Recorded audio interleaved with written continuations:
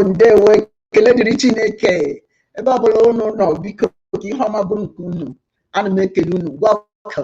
Welcome to another wonderful episode of Chism Live Mamano.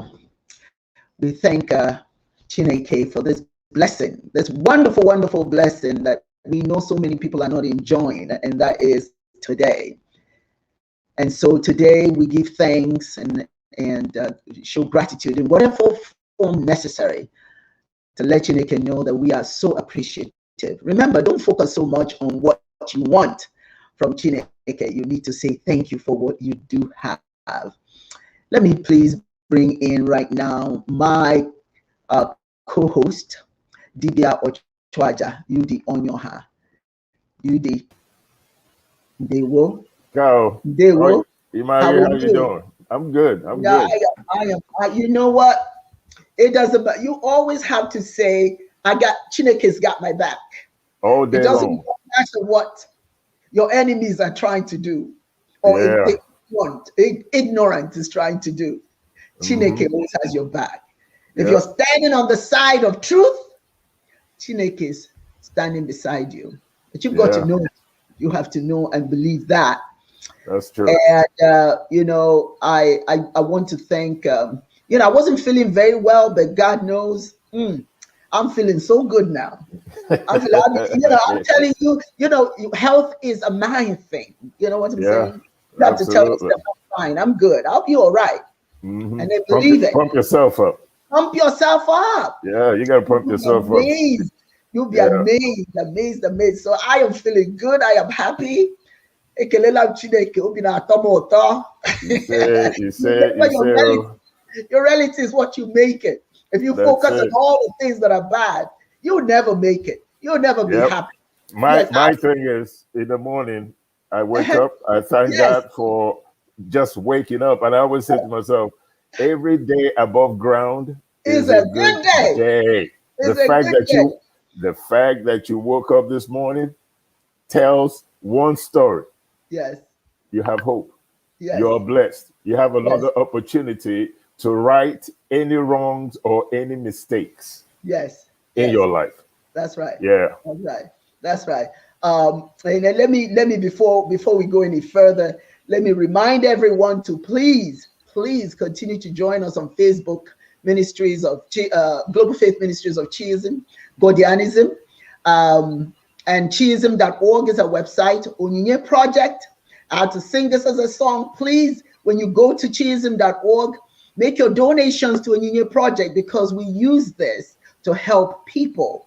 You know, we get a lot of individuals who keep asking for help. But how do we give this help without you?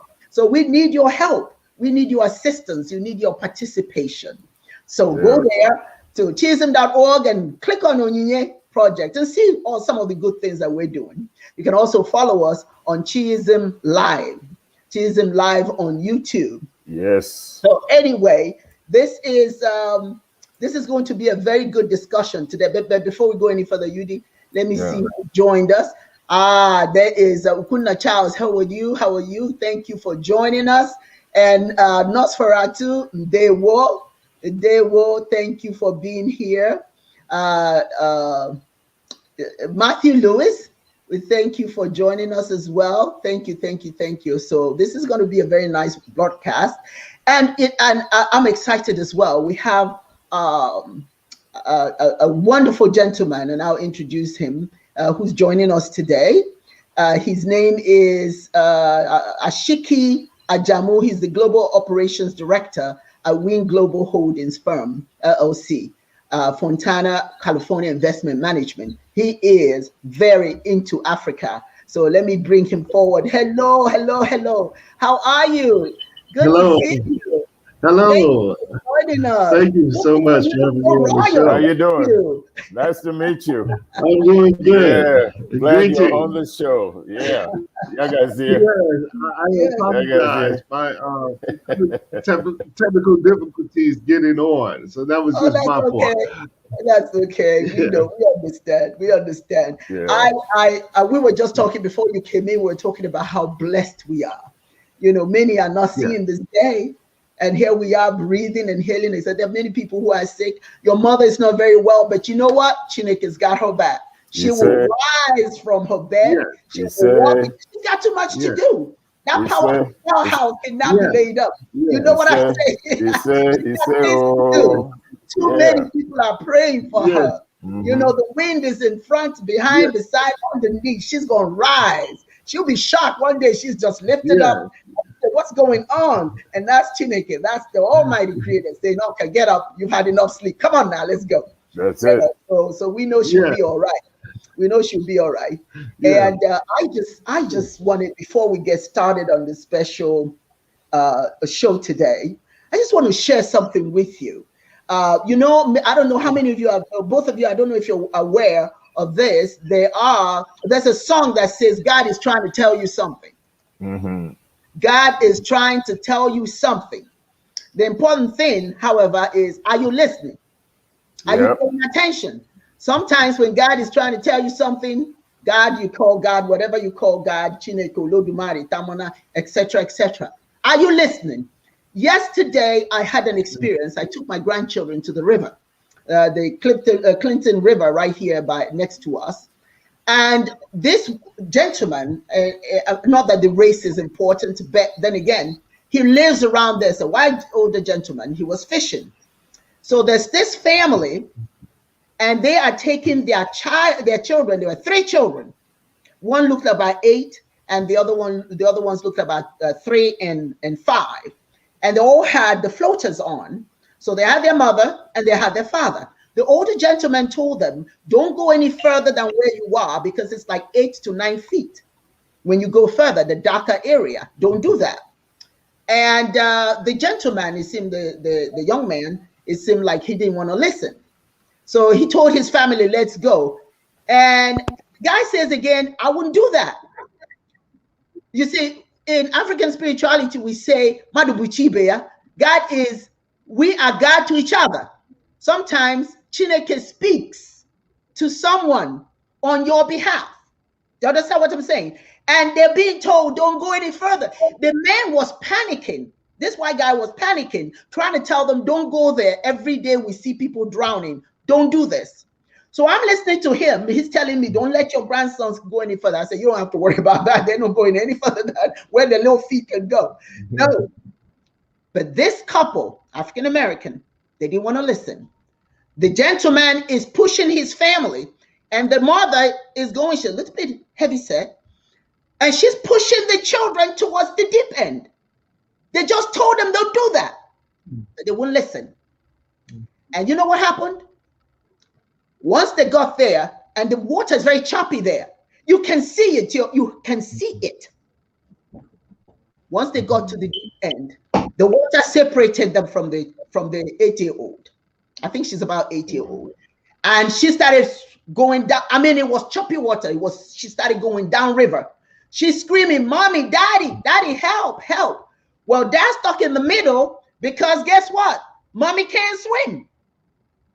She's trying to hold on to the floaters of the 2 little ones to hold herself up. She was drowning. I couldn't leave my grandsons, but I started screaming, somebody, please, that lady's drowning. And she's taking the kids down with her. because she can't swim. So she's pulling them, trying to hold. It was a nightmare. Finally, by God's grace, she found her footing.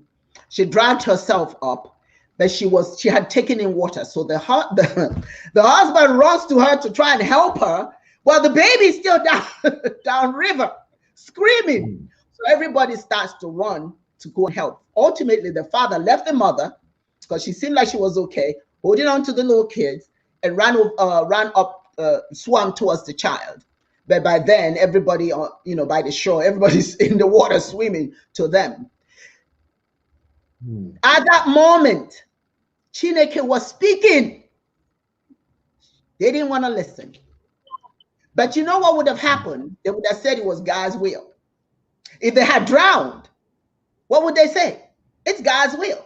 No, God didn't intend that. Chineke did not intend that to happen. They don't send somebody to tell you don't do that, but you did it. So sometimes when Chineke is trying to tell you something, it may not come to you directly. We are God to each other. We have to listen to each other to save ourselves. That's just something I wanted to share with you today. Isn't that an interesting story? And it was scary for me because I saw a woman drowning with her 2 kids, and one being, taken down river, and a confused father didn't know, should I save my wife? Should I save my daughter? And people standing there with their with their cameras taking pictures. And I had to scream, please, let's not take pictures, let's go help. So anyway, I just thought I want to share that story with you. And then now let's go to the real reason why we are here today. And we are here to talk about what is going on in our precious Nigeria. My brothers, what is going on? Nigeria is one of the biggest nations in Africa. Is it one of the biggest, or is it the biggest? It has the biggest economy, doesn't it? And I talk about Nigeria because I'm from Nigeria and I love my country. But something is going on.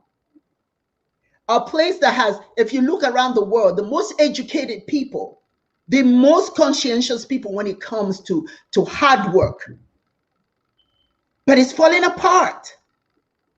It's falling apart. We can't sit back and watch Nigeria fall apart. We citizens have to do something. But the question is, what do we do? Can we just say, we've got what is his name? I should have written his name down. He's the prior ambassador. I think he's ambassador for Nigeria, who says Nigeria is going in a few years. He didn't even give us 10 years that Nigeria will be no more. What does that mean? So let me ask both of you a question. What is the problem? What is the problem with Nigeria right now? I want you to answer that for me. What is the problem? Any one of you? You want to start? I can hear you, UD. Unmute your mic. His mic is let's start with you, Ashiki. UD's mic is mute. I'm not sure. Go ahead. Okay. Oh, both of you are muted. I think UD. Okay. I have to take this call, but you have to take that call.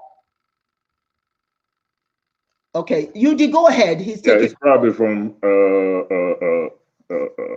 his mom, maybe. Yeah. Hopefully, it's some good news.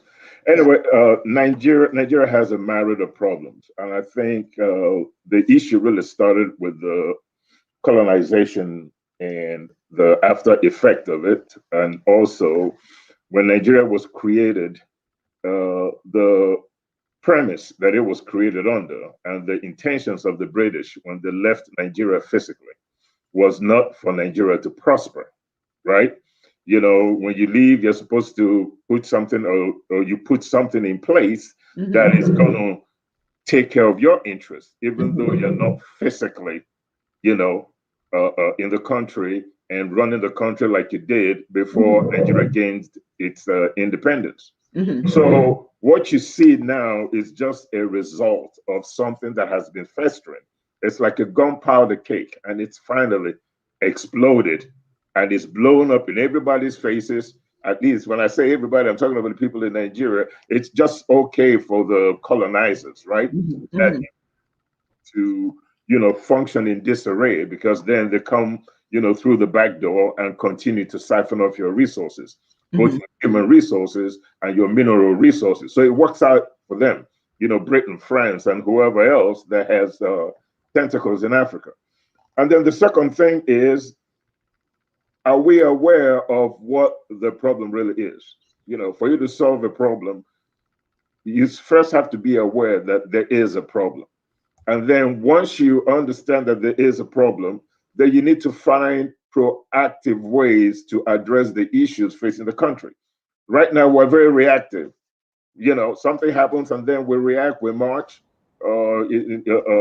Maybe a government is not functioning the way it's supposed to function. Then you have military coups, like Nigeria had a civilian government, and then maybe certain interests were not being addressed. And then all of a sudden, here comes a military. And we've been in military rule, or we were in military rule for a long time. And then we finally adopted a democratic system of government, believing that that's how we're going to address the issues that is facing Nigeria. But it never was. Our problem was never having a democratic system of governance. We weren't ready for democracy, at least not Western democracy, no British or American democracy. But we adopted the democratic systems of those people that colonized us, that put us in the situation that we are in the first place, thinking that that's what's going to help us solve the issue. Now, the funny part of this whole story is that in 1976, the former head of state of Nigeria, Murtala Muhammad, wanted to transfer government to, from the military to the civilians, but then wanted a democratic system of governance that represented the culture of the people and how Africans governed themselves before the Europeans and the Arabs came to our shores. That didn't happen. We borrowed American democracy, and in the end, we're running around in the desert expecting rain.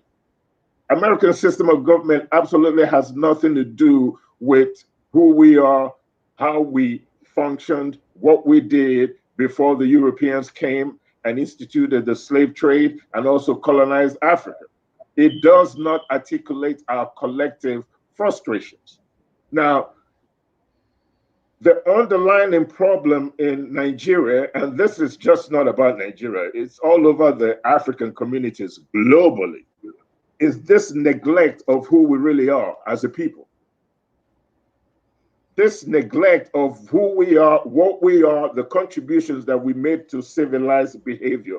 We don't have any cultural consistency in Nigeria, in Africa, or in our global African communities, like other communities that are prominent in the world today have. There's nothing consistent about us. Jamaicans are doing their own thing. The Africans in Europe are doing their own thing. Africans in the motherland, on the continent, are doing their own thing. There's no consistency. We have not identified things that we have in common that we could use, adapt it to be able to unify ourselves. Unity is key. If you want to unify a people, you have to do it in one of three ways. If you could do it using all three, then that is utopia, that is heaven for a given community. One of those things, and you only need to achieve one of them to unify a people. And for us to solve a problem, we have to unify globally first before Nigeria can even solve its own problem. That's, of course, from not from a myopic frame, but from a macro, approach. First, you have to have a common language, which doesn't exist.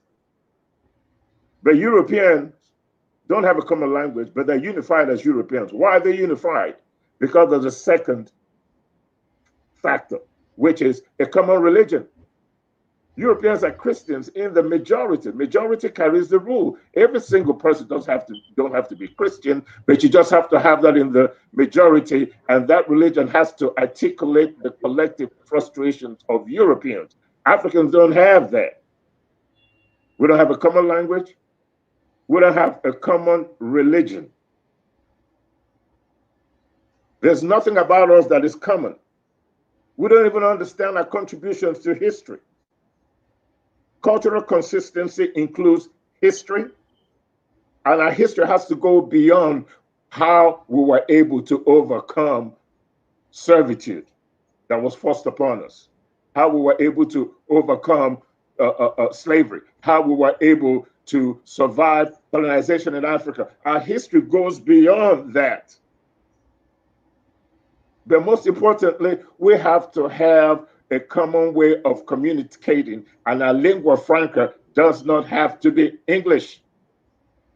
In the Arab world, they speak Arabic, even though they have Shiite Muslims, they have what's the other one? Sunnis, but they have a common religion. They're all reading the same Quran. We have to be proactive. The areas that we need to address is cultural consistency, love of ourselves, love of our environment, educational excellence in Africa, community empowerment, and finally, economic development. But it is impossible to address these issues if we don't have cultural consistency, if we don't feel that we're in this together. If you look at Malaysia, Malaysia is a country made up of people of different religions, different ethnic groups. But Malaysia is the fourth largest economy in the world and one of the best places to live. The reason is the government of Malaysia is government for the people. And the culture that has developed out of Malaysia is the fact that all people of different ethnic groups, different religions, must live together, mandated by the government. The educational system must also stress that, so that when the child is born, by the time they grow up to become adults at the age of 18 or 21, they have been socialized into this culturally consistent society where unity and tolerance for one another becomes their modus operandi. And once you're able to have that, you can now address all the other issues that are facing the nation. Yes. Okay. That's really what it is. Okay. All right. Thank you. Now I'm going to invite Ashiki to share with us his thought. Ashiki, please go ahead. Oh, yeah. Oh, yes. Thank you very much. That was very good and enlightening. Some of the things that I look at in our research in terms of when we're looking at entering Africa, it's been some years since we've been trying to do business in Africa, and what we've been finding out through our research is that there's layers. We look at it as a cake, pretty much as a layered cake, and what that is that's the involvement of all these nations and different systems that they have enacted into Africa to put people at certain economic levels. And what I mean by that is, say for instance, when we look at the aid system, meaning to say that we're going to send trillions of dollars down to Africa for, let's say, food or these other projects that other countries have said that, oh, well, this is what Africa needs, instead of putting in the factors of industrialization.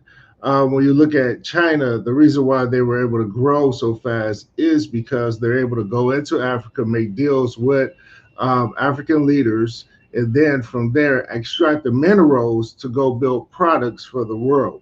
And then you say, like, well, it comes down to another aspect of it, is it comes down to the people that are involved. When you look at the United Nations, when you look at the actual countries that are themselves, as well as you're looking at the involvement of America, the involvement of Russia, the involvement of the Italians, the involvement of the French, the involvement of all these different countries, which brings another layer to the cake.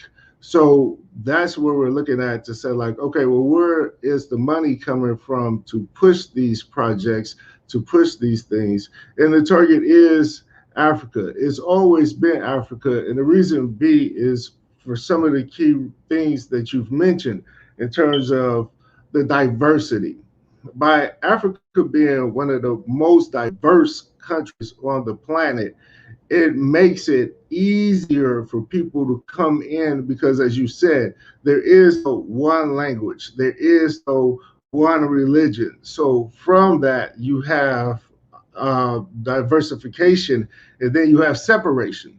So within even Nigeria itself, you have so many states, but you have so many different, as they used to say, tribes, but they're really societies.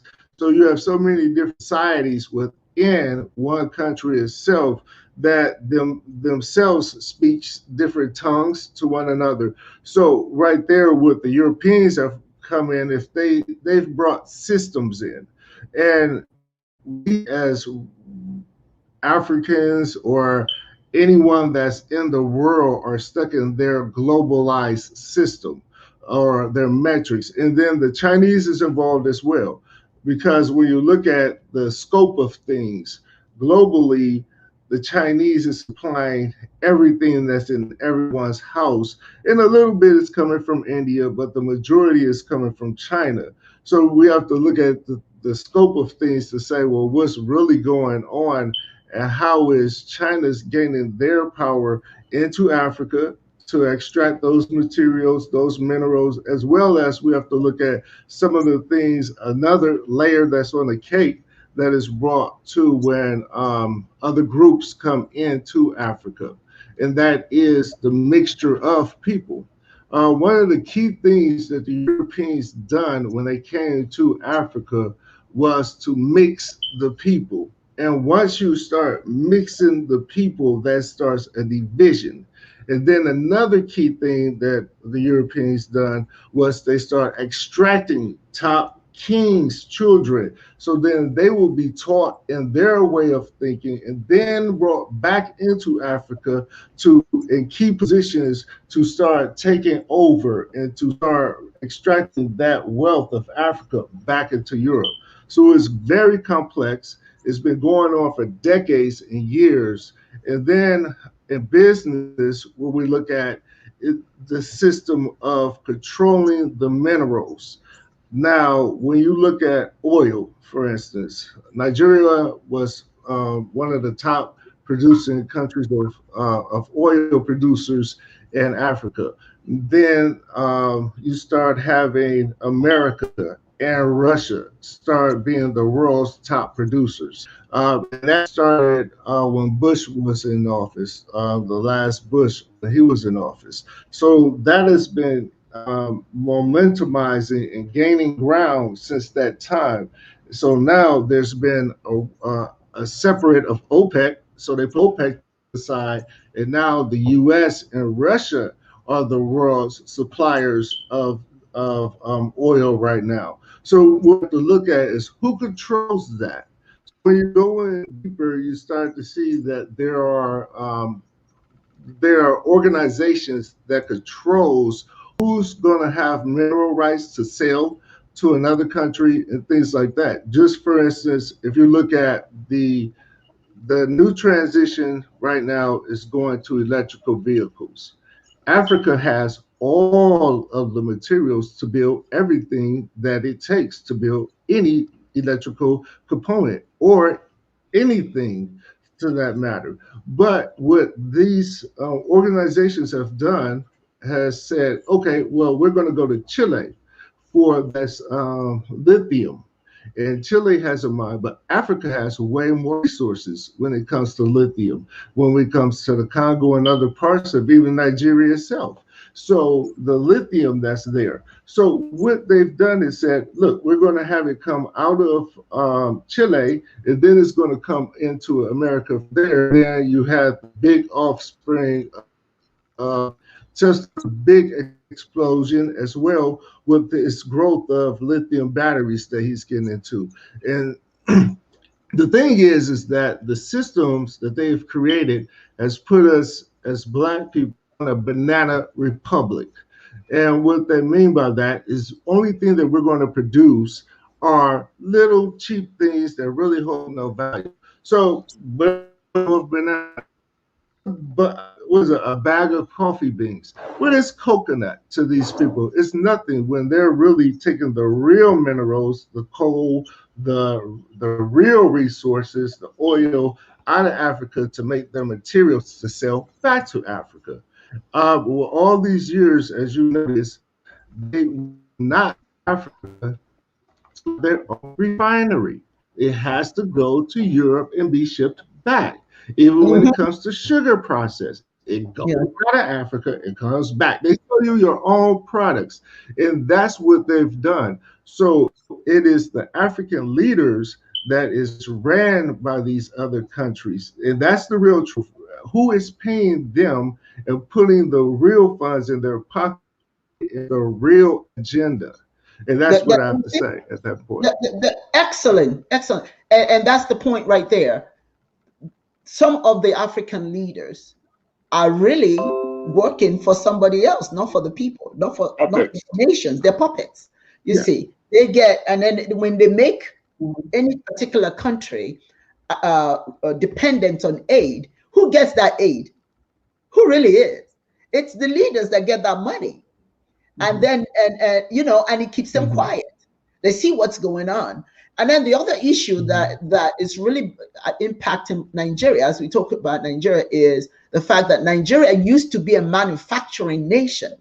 We used to manufacture so much. You did remember Bata shoes, the golden guineas, you name it. We had plants just like you do in Alabama with Mercedes-Benz. Mercedes was produced in Nigeria. Lada was produced in Nigeria. They had a Volkswagen plant in Nigeria back in the 70s. We're not doing that anymore. No. Now we are dependent on, like you said, what comes from abroad. We're not producing anymore. We have become a resource nation. We are resource rich, right? But they come and take the resources and produce and manufacture with it. Then, like you said, bring it back to us. We are the only people that they'll give our own things back to us, and we think we got something new, But they are taking it from us and bringing it back, and we become so dependent. Now, I'm very proud of, I believe it's Ethiopia. Ethiopia is now one of the world's biggest manufacturing nations. Everybody goes there to manufacture something. As a matter of fact, they use what they produce. They use what they produce. But the problem with Nigeria right now is we're not producing anything.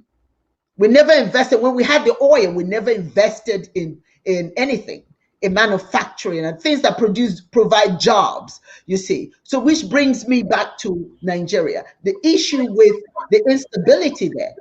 What is going on? There's a lot of instability right now. The safety issues. Now, is it really, now you know that we opened the borders. Nigeria, it used to have a closed border, but now it's open. And they opened it to the Fulanis who are coming from, I had a video I wanted to show, but I just can't seem to load it. When they showed an influx of people from Cameroons, the Fulanis and all that, but they don't have anywhere to live. So they are all living in the bushes.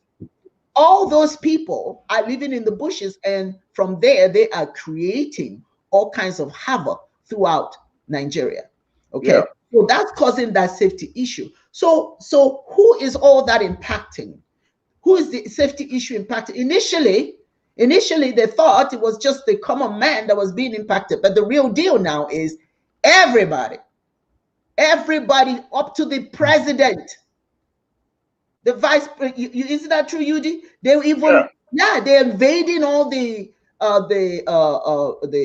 government quarters. They are burning down police.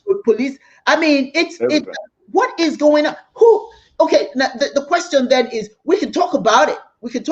That's cool. Let's talk about it. But what do we do about it? Yeah. When we don't do something, I mean, think about it. I want to say this to both of you. For many, many years, we have had one conference on top of the other. African people come together and they discuss. but nothing seems to come of it. So what is wrong with this picture? Why are we not getting any solutions to the problems? We talk about it, but there are no solutions. I want both of you to address that. Yeah, I'm going to hop on, first of all, what honored guest, had pointed out is absolutely on the mark. It's on the money, and that's a macro problem, right? Ogele, you always say, if you have a fever, you always ask a question about somebody with a fever. If you have a fever, is your problem the fever, or is your problem the cause of the fever? What do you treat? Do you treat the fever, or do you treat the cause? But if you treat the cause, the fever goes away. If you deal with the fever comes down, but it's coming back up. It's never going to go away until the micro reason for the fever is addressed. You also brought up a point about Ethiopia being a manufacturing hub. But what's the difference between Ethiopia and Nigeria? Even though Nigeria has oil, Nigeria has 200 million people in it. What's the difference? Ethiopia is a unified country based on their spiritual or religious history.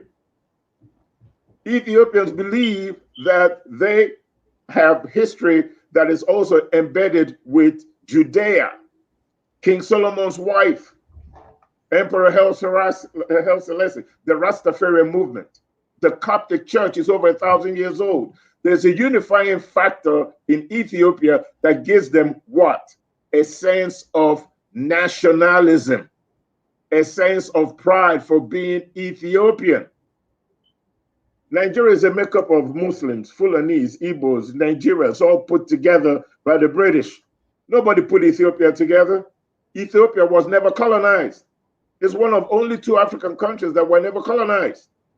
They have a sense of self-love and unity. It's a unified country. They have a sense of national pride.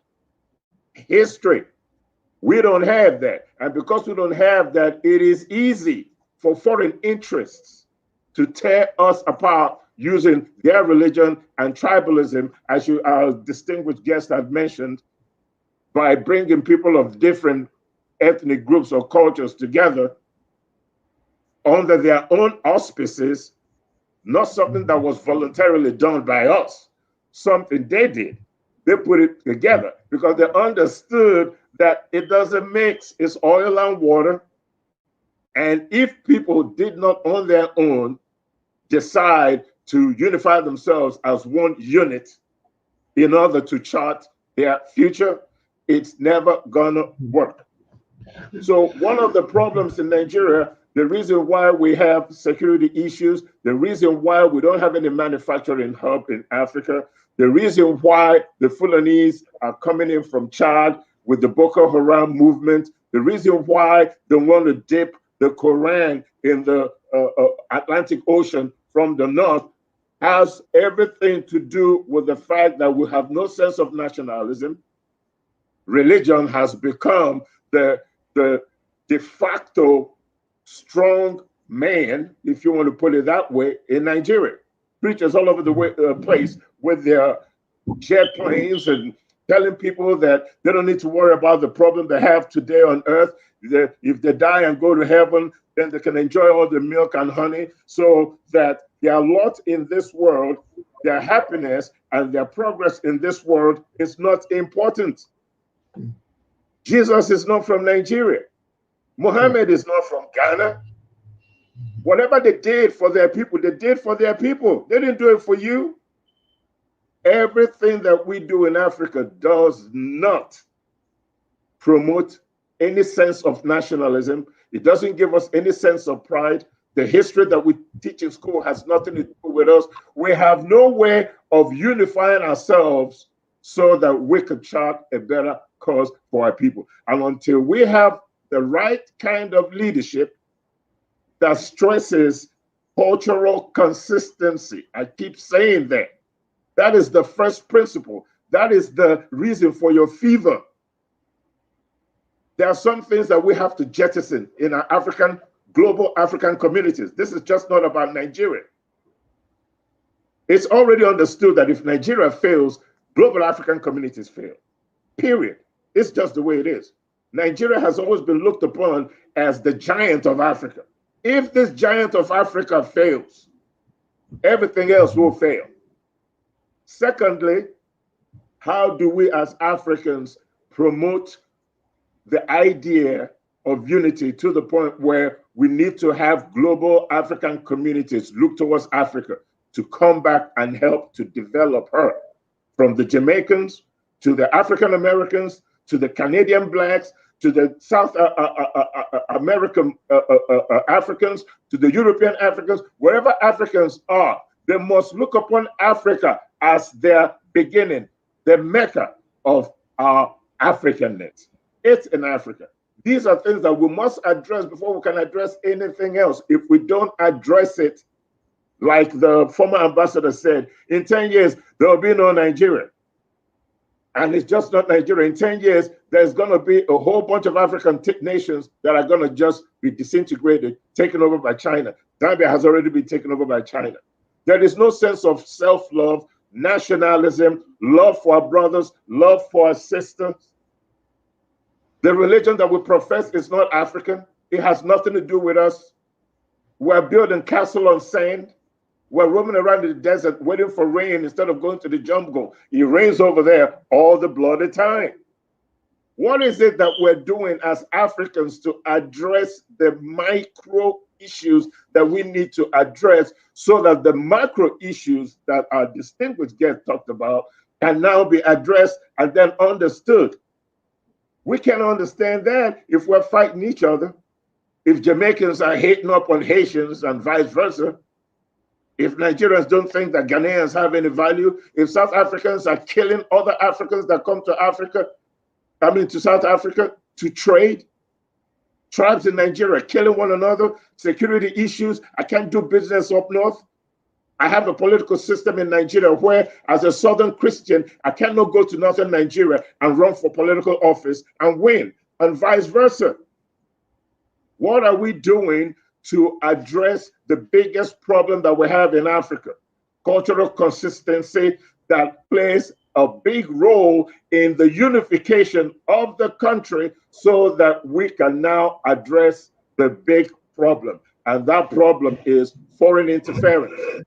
It is not like Africans haven't had great leaders with Pan-African mindset that try to change things, like Thomas Sankara, Upper Volta, people like Patrice Lumumba, Kwame Nkrumah of Ghana. We've had a lot of African, Pan-African leaders that have tried and tried to help Africans develop and think and do the right thing. Julius Nyerere, I think it was in 1976, said that Africans are not ready for democracy because they haven't addressed the problem of cultural consistency.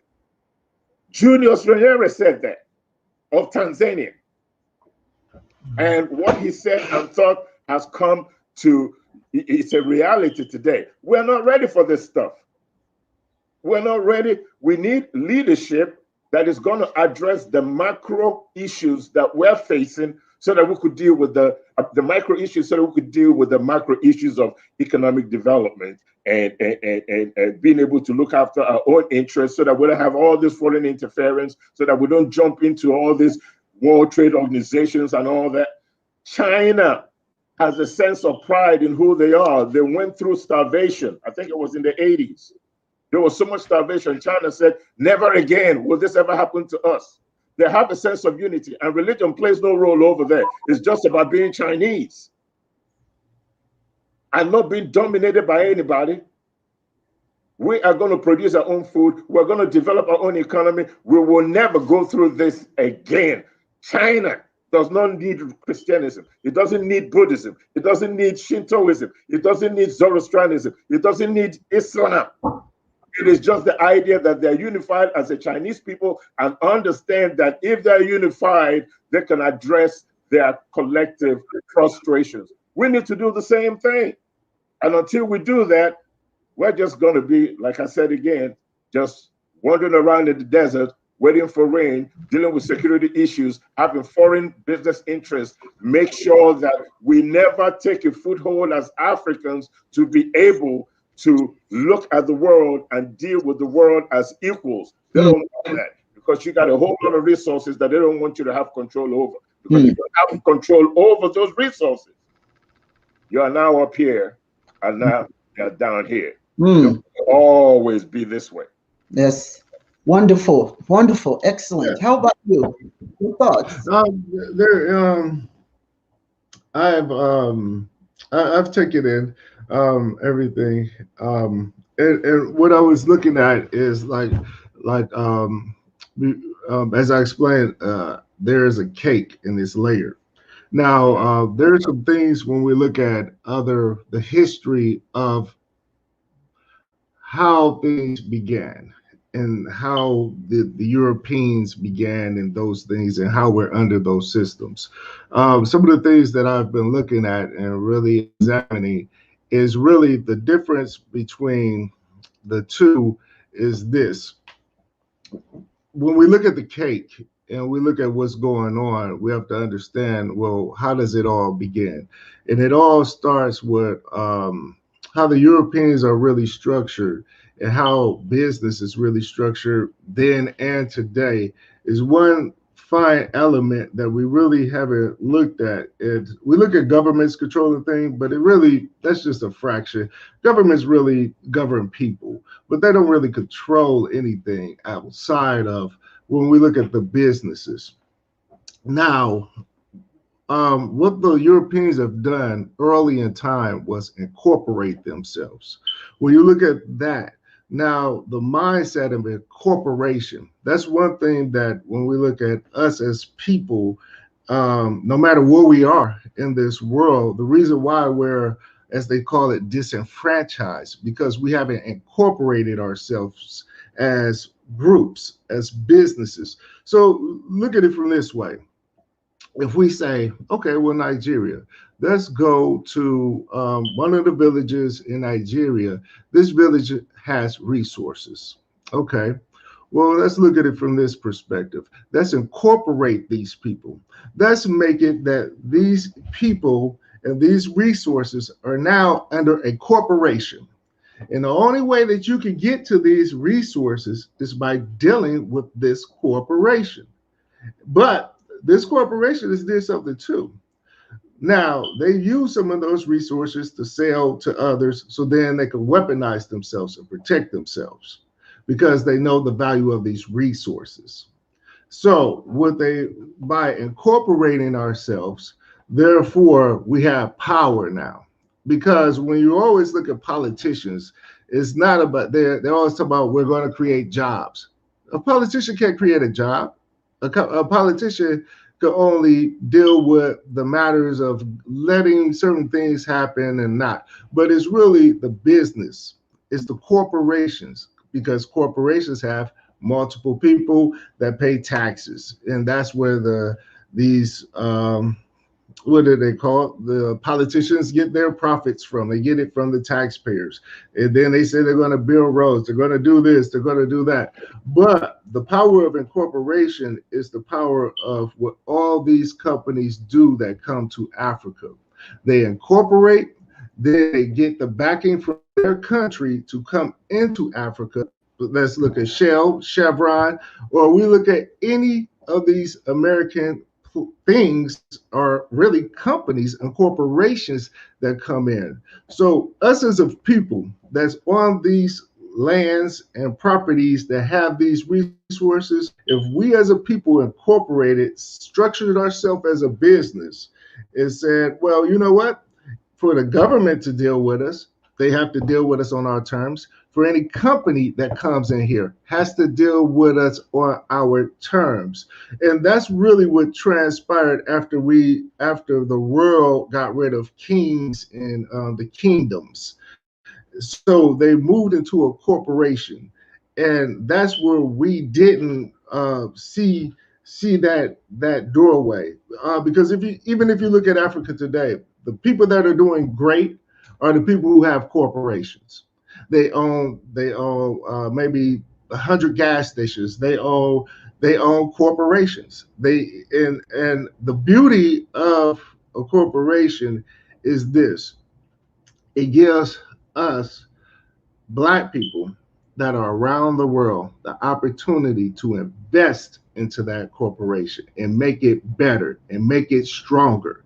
And by us being a part of it, we have ownership in that, and we have say so in the direction and things to come if we have voting rights on those levels of corporations. Now, by us incorporating our villages, incorporating our groups, incorporating ourselves, now we've become a business. Either we're going to provide a service or we're going to provide a product. And that product, when it comes to Africa, is the raw material that you need to have your factory run in China. Without that, you ain't getting nothing. So I don't care how many roads you build to come to my village, you have to deal with my corporation, and we must be successful and prosperous from that. So that's my take on it. Incorporate ourselves, because that's and then when you look at business, when we say the diversity of Africa and Africans around the world, now key component that you mentioned is religion. The majority of people do have one religion that are prosperous in some sense, but when you look at it from a corporation aspect, it doesn't matter what religion you come from. We have a job to do, and that is to make this corporation successful. And here in America, I started noticing, like, you start looking at states. The state of Ohio is incorporated. And then you're like, well, who they incorporated to? Well, they incorporated to the United States. Oh, well, where did the United States get their incorporated from? Well, actually, they got their incorporation from the Vatican. So when you look at it, these people go all the way back to the Vatican. And then when you look at all religions, in a sense, they are corporations. These are people who joined their corporation of belief, and they pay into that corporation. And that corporation has power because, you know what? They have voting power, and they're backed by guns too. So those believers have fighting power. So when we incorporate ourselves, we can get those same things to protect ourselves and to gain advantage in this competitive world that everyone's coming to attack a piece of Africa. By incorporating us, that gets all of us united in some sense, in some faction, in some way. So that's just my thoughts on some of the things. That's a very interesting perspective. But you know, right now there is a lot of agitation in Nigeria for Nigeria to be broken up into different countries, right? You've got the Oduduwa nation, that's the western part of Nigeria, the Yoruba. Then you have the Igbo, the Biafra question, and they're agitating to move away from Nigeria. And so, in other words, they're wishing to have Nigeria divided into 3 countries. Okay. Undo experiment. Yeah, because Nigeria is an experiment, you know. But one of the things that, you know, I find interesting about those positions is that, frankly, when Nigeria operated based on different regions of tribes, different tribal regions, like you had the East Central states, okay, that incorporated all the Igbos, right? And we had one administrator, you know, as opposed to what we've got now. We've got, I think we have 7 states of the Igbos, right? And so you've got, is it 5? Is it 5? Well, for the Igbos, if you include, you know, the Cross River and the River State, you know, for the Southeast, then you're talking about 5, 6, 7, 8. Yeah, you see, where in the past it was the Eastern, what was it? East Central State. Yeah. And we had one governor, well, one administrator, right? So all the funding that came to that part of Nigeria was given to one person, you know, and then they distributed it amongst, you know, to all the different cities or whatever, however it was formulated at that time. But we had cohesiveness. We knew we were from East Central State. And I remember how prosperous we were then. You see what I'm saying? Aba, which was the manufacturing mecca of Africa, right, was very prosperous. That was in the eastern part of Nigeria, you know. But now we've got all these different states with all these different governors, all these different purses. much is of which is not accounted for. The accounting is not not the best. You see, you can tell. I mean, I'm not here accusing any governor of anything, but I have to just look at the state itself and what shape it's in. And then if the same amount of money is going to all the different states, correct? Why are some of them doing better than the other ones? All right. So mismanagement, corruption, all of that plays a role. You see, so when the eastern part of Nigeria is saying we want to be Biafra, all right, there's a reason why they're saying that.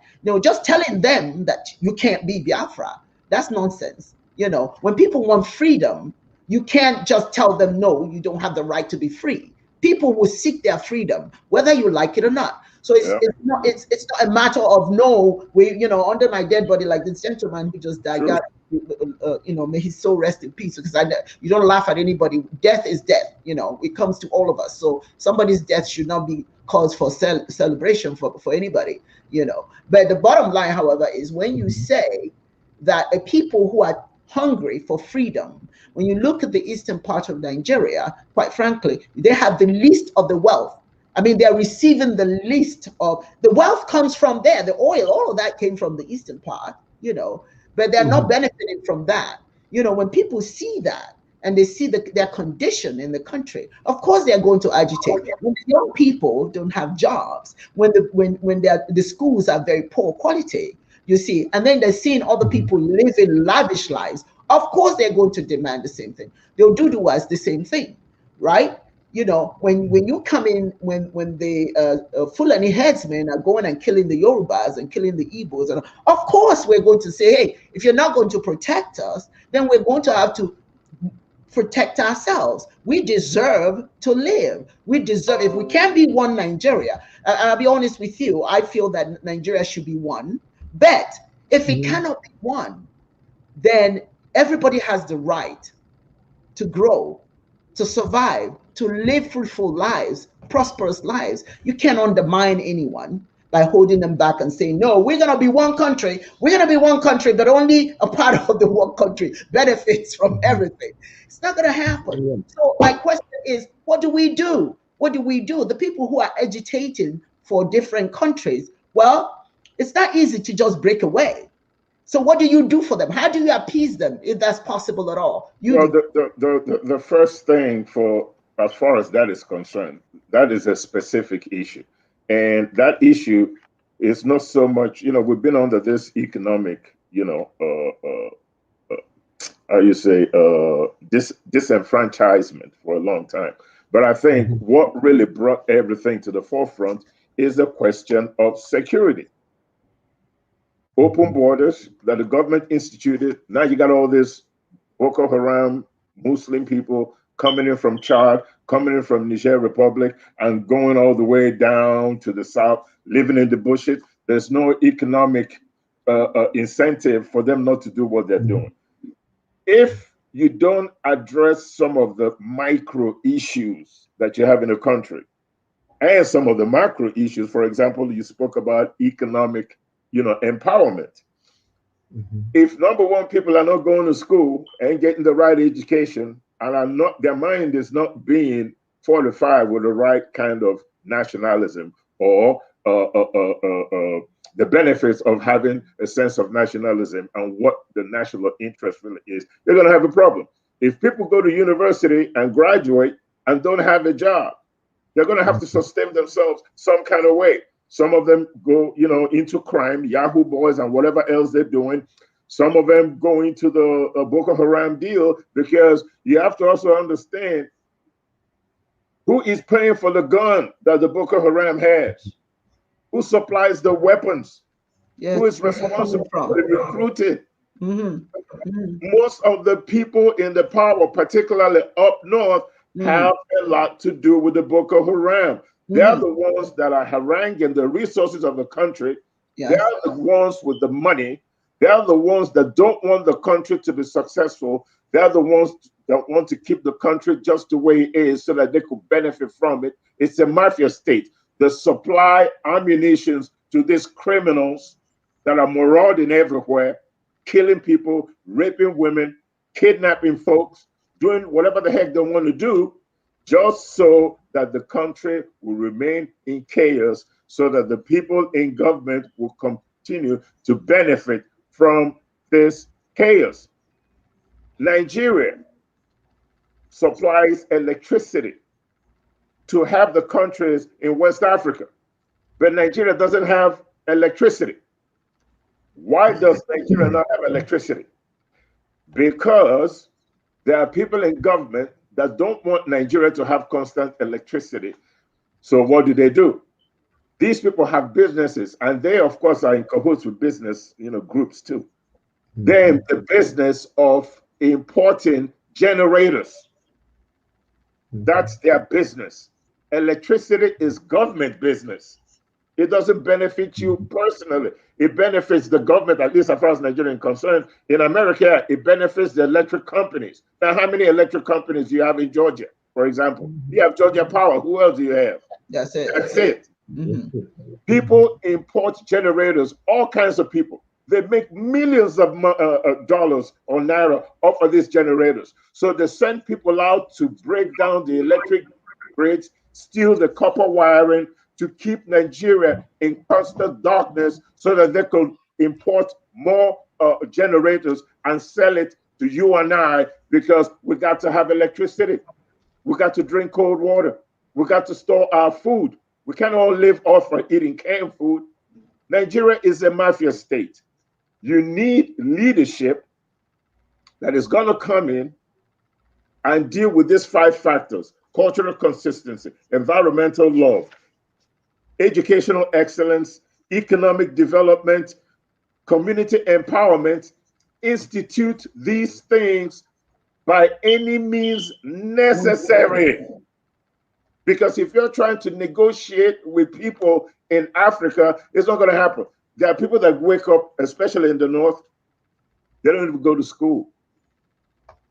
You see children being imported to the South now in Nigeria because there's so many children in the street up north. They don't have anywhere to put them, so they're now putting them in trains and bringing them down to the South. These are the children that grow up just enough to be able to handle a gun, and they will become Boka Haram. How wretched do you have to be before you pick up a gun and shoot your fellow citizen because someone promised you 3 square meals a day? Yes. This is what you're dealing with. So you cannot address any macro issue in Nigeria until you go to the bottom of the problem and deal with that. Once you have unity, business will function, because people are not going to be afraid to go to any part of the country to do business. Once you have the right infrastructure, businesses will flourish. Electricity alone can create millions of different kinds of businesses. Good roads alone can create millions kinds of businesses. Goods need to be moved from one place to another, but you can have all the electricity you want. You can have all the good roads you want. You can have all the cell phone towers and everything you want. But if people are afraid to get in a car and go from point A to point B, it's not happening.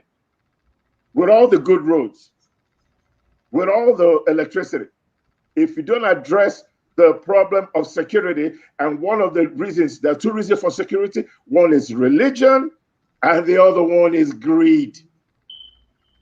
And people can't seem to do it for themselves. So you need leadership that is going to be attacked by Western interests. Oh, they're getting rid of democracy. Whatever it is you want to do, fine. But you need somebody, just like they have democracy in Rwanda, where they've had a president for 20-something years. Rwanda is now the country you want to go to, because the presidency addressed these 5 areas: cultural consistency, environmental love, educational excellence, community empowerment, economic development. And he himself said, Africa doesn't need anything from anybody. We have all the resources in Africa to do whatever we want, to get whatever we want. We don't need the World Trade Organization. We don't need anybody to even buy our goods. We have over 1.4 billion people in Africa. We have enough population in Africa to sustain every economy in Africa. But you're sustaining economies of the world. Yeah. Doing that, you certainly can sustain But they're yours. But the intention is not for you to do well. No, If never been. your resources are used by all the countries for their own sustenance, there's no way for you to even believe that it's in the offing for you to be doing well. No. For you to be cognizant of what's happening. But I have to say this to you guys. It is never going to stop if all we do is talk about it. So my question now, given the limited time we have, where do we go from here? I want what is the goal and what is what is our goal and what is the objective for achieving the goal? And I'll start with you, Ashiki. Then you okay. It was interesting. What it is on a micro level, what I see, as you were saying, is that to get anyone to do anything, only thing you have to do is starve them, and then they'll do anything to survive. And that's what one of the issues that I see that can be addressed and they can be fixed. Africa doesn't have a food problem. You know, it's a leadership problem that's ran by Europeans. And until Africans decide to say, look, we're not going to have any other leader that has any European influence, deal with ourselves and develop ourselves and bring our resources internally. If you look at that's how all these countries really developed. They developed internally and empowered their own people. Then once their own people was empowered, then we can look at anything else. And it seems as if it's the problem is internal. That internally different groups want power, and it's somewhat political, but it's beyond that. And what we as a people, no matter where you're from, has to say, well, enough is enough, because the same systems have been going on long enough. These same systems of power control has gotten us nowhere, and that's in Black communities around the world. So what we have to look at is to say, like, enough is enough. It's time for us to look at ourselves internally, develop ourselves internally, because we have the knowledge. Nigerians are one of the most intelligent groups of Africans that is in the existence of Africa. That is on, everyone knows that. So it's not a question of intelligence. What it is a question of, why are so many Nigerians outsourcing themselves to other places in the world instead of bringing themselves back into Nigeria to educate their people and develop their people, or stopping those companies from bringing in those generators, as you said, because what does that do? At the end of the day, who gets the big dollars? It'll be China, or it'll be a European company that develops those generators. Why can't Africans build their own generators if that's going to be the situation? Yeah, we could do it all ourselves. We don't need outsiders. We have everything. So that's when it comes to putting together, we say, as in modern times, supply chains. That we're going to put together an internal supply chain throughout Africa to get these resources to this one company that's going to build our own generators. And we're not going to work on we're not going to look at any outsiders, because when we look at China, where does China get anything from anybody else except for their resources? Outside of that, it's all internal. Once they get your resources, they develop it internally, and then they use those things internally and then sell it to the rest of the world with your name on it. They don't care, as long as it say made in China. So that's one thing that we have to put ourselves on that level of saying, like, okay, well, we don't care. It says made in Nigeria. And I believe that that is possible, and I believe that that can be done in less than 10 years. I believe in 5 years we could do something like that, because if you look at the way that people are building today, They build in 1 year, you can have a whole plant that could assemble cars. So there's nothing that Africans can't do. So I believe totally in Africa, and I totally believe in us. So we are the way, and we are the ones to tell everybody, let's do it now. Yes, yes. And I you then you want to follow up with that? Yeah, I totally agree with everything he said. It's Yes. simply the way it's supposed to be. Now, Mhm. having said that, politicians, see, we're stuck in a political process right now that is not African, but that's what we got right now, right? And in time, we could try to make it better and make it address, our Pan-African way of thinking, as time goes on. To be able to achieve what you're talking about and what people like you and I have always known needs to be done, right? This is not new information. You understand what I'm saying? We've had this conversation. And just like you mentioned, what we now need to make all these things possible, because we have to understand one thing. If you don't have, there are a lot of people that have come from abroad to Africa to try to do what it is that you just talked about, and they all failed. We have a manufacturing company in Africa right now called Innocent Motors that build cars. But it builds cars same quality as Toyota, Mazda, Nissan, SUVs, luxury cars, trucks, airplane engine, airplane parts in Nnewi, in Eastern Nigeria right now. They supply the government of Nigerian Air Force with parts, airplane parts, built, the engine built in Nigeria. Nice. Car engines, Google it, Innocent Motors. Now, how many Africans want to buy Innocent Motors? They'd rather buy Toyota. They're comfortable with something that is foreign, something that to them, foreign things is superior to what is internally produced. It happens. But what I'm really trying to address here is really very simple. What we lack to make what you just talked about possible is courage. Courage in political leadership. Being able to have the difficult conversations with the public that you're addressing and do a comparative analysis. Understand how to communicate your thoughts and ideas with the educated and uneducated masses so that they can understand that a politician doesn't have to stand at the podium and tell them, I'm going to build a road. They've heard that a million times. I'm going to bring electricity. They've heard it a million times. I'm going to do this. They've heard it a million times. There are almost canned speeches that politicians give as just an exercise that they need to do when they're in front of a microphone. Have the courage to do a comparative analysis, talk about the micro issues, talk about the reason why you have a fever, and you don't have to give a damn who doesn't like what you're saying. It's truism. Truth stands on its own.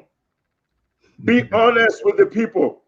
Your government is a reflection of who you are. That's right. It's not about the government, it's about you. Why do you continue to regurgitate and cycle the same kind of leadership year after year, every election cycle after election cycle? Look in the mirror. Because your government is a reflection of your thinking, your mindset. What you think is important. And for the politician that actually wants to make a change, that politician, male or female, must have the courage to be honest, tell the truth. Even if you lose, come back up again.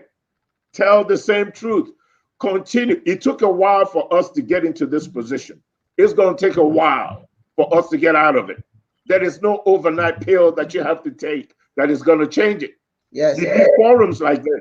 You need us to start having these conversations. And we shouldn't care about which religion gets offended. Because that's what it boils down to.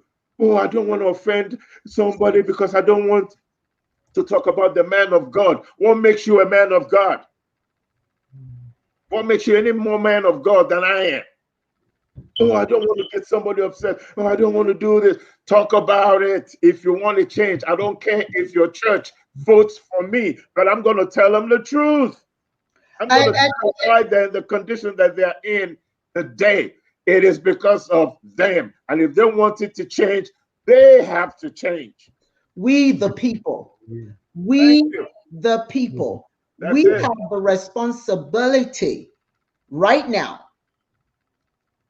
to contact all. I don't mean to cut you off, but I just wanted to say something. Look at the politicians in America, listening to these people in the South, the Trumpsters and all these people, and look how the people have changed the politicians. That's right. That's right. This is what's going on in Nigeria. That's right. It's the same thing. The people are a reflection, or the politicians are a reflection of the people. If you don't like it, do something about it. And we wring our hands a lot. They Nigerians. But what is Nigeria? That Nigeria is a place with people. We are Nigerian. Nigeria is not just a place. It's the people. We are responsible. And so, if to end this program today, my recommendation, first of all, I want to thank you, Shiki. Thank you so much. And as I said earlier, we are praying for Mom. We're praying for Mom. Thank you, Rudy. As always, I salute you, my brother. Thank you so very much. And I want to thank Matthew Lewis. Thank you. Nos Ferratu. I want to thank Madia Peabody Onyoha. I want to thank, let's see, who do we have here? Charles Woke. I would like to thank K.O. Miri. I would like to thank Ibrahim Yakiawu. Isa Yusuf, it's Romeo. I apologize if I'm not getting your names correctly. Thank you for joining us. There are other people that I can call out or everybody's name, but thank you all for joining us. But I want to leave with this comment. Let us remember, what we seek, we find. We cannot get anything sitting by the sideline. The Nigeria that they're telling us is a pariah. The Nigeria that they're telling us is falling apart is only falling apart because we have refused to stand up. Okay? Nothing falls apart that you're prepared to glue back together. So if Nigeria is going to survive, it's going to be up to us to demand what we want. If we want separation, then we must succinctly state what it is we're going to do that will make us any different from what we're experiencing in Nigeria.